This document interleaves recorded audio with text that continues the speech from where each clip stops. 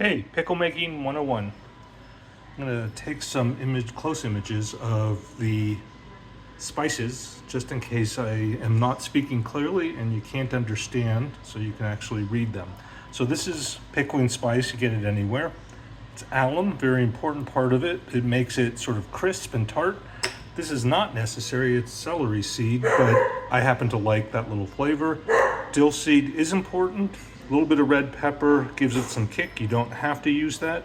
About that much of garlic for the 2 pounds of pickles that I'm making, and that's just dried dill weed.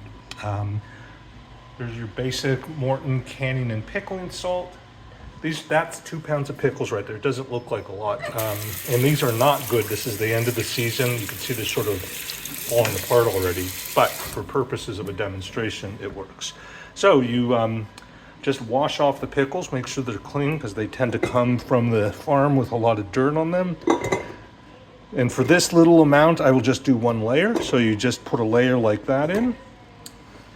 I don't know if you see that, but that's 2 pounds.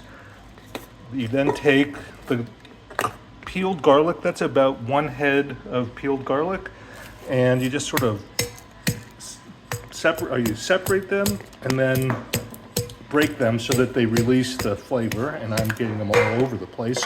But that's basically how you treat the garlic, and just throw them in like that. They don't have to have all the peel off of them. Most people will just throw the garlic out afterwards. So as long as you just break them a little bit and release the flavor, that's all you need.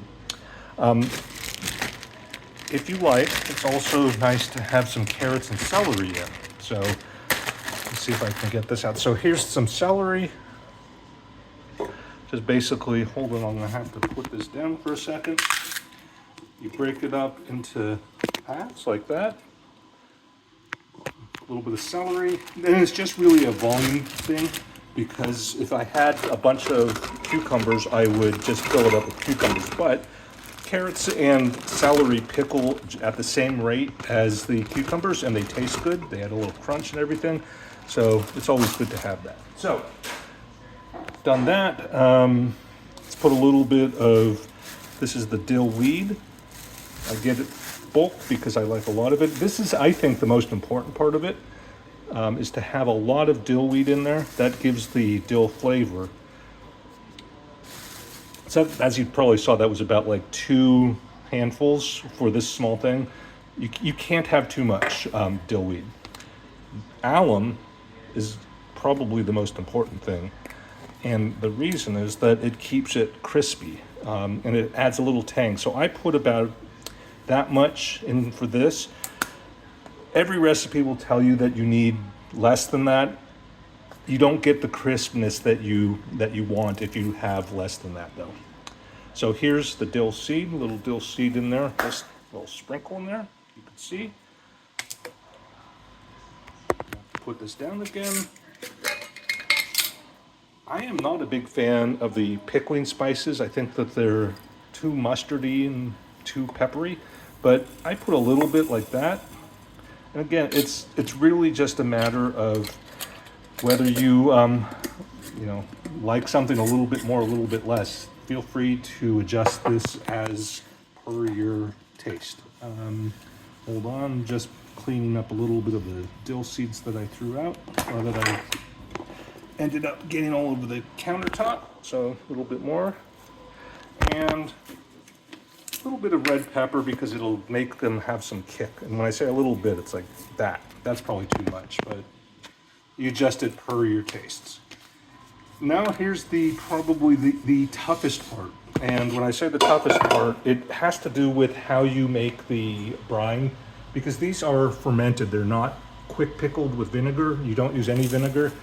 You have to do this towards taste. I mean, my dad used to just taste it, and he would have my mom make the brine. He'd taste it, he'd say too little, too much, and you adjust it based on what you're doing, with more water or more salt. So I'll start off with about that much salt. I don't know if you can tell how much it is. I don't even know how much that was. But you just put it in with some cold water. And you just wait Spoon.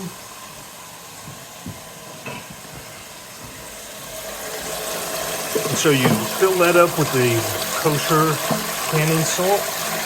That's probably coming close to the amount that I want. And here's the magic. You just have to taste it. And if it tastes sort of like very diluted tears, it's good. That's way too salty. So I don't know if you saw, but that is a 4-quart pot, and I don't even know how much I put maybe about 2 of these of salt in there, and that was way too much salt. So let's taste it again. That's good. So you just take this, you take the brine, and you pour it over it. Try not to make too much of a mess so your wife doesn't yell at you, or husband, whoever it may be. And that's it. That's pickles. And so there's, like, for 2 pounds, it was about 3 quarts of water. You end up like that. Let it sit with a lid on for, it depends on how warm it is, but it can start, you know, push them down a little bit. You may even want to put a plate on top of that. That's what I actually do, so I'll show that. Let's see if this plate will work. Nope, that plate is too big. But you can put a plate and it weighs it down.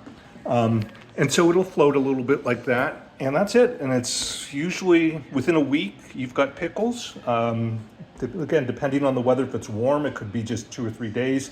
If it's cool, it could be a week and a half, 2 weeks. But once they get to the flavor that you like, if you like them really sort of underdone, put them in the fridge. If you like them to just keep fermenting and to get softer and more sort of have more of a fermented bite to them, just leave them out. They'll get mold on the top. That's no problem. You just scrape the mold off. And that's that. So that, again, it was 2 pounds of pickles, red pepper, alum, dill seed, celery seed, little pickling spice, dillweed, and the canning and pickling salt, plus garlic. More garlic is better as far as I'm concerned, but some people don't like garlic, so you don't have to put that much in. And that's it.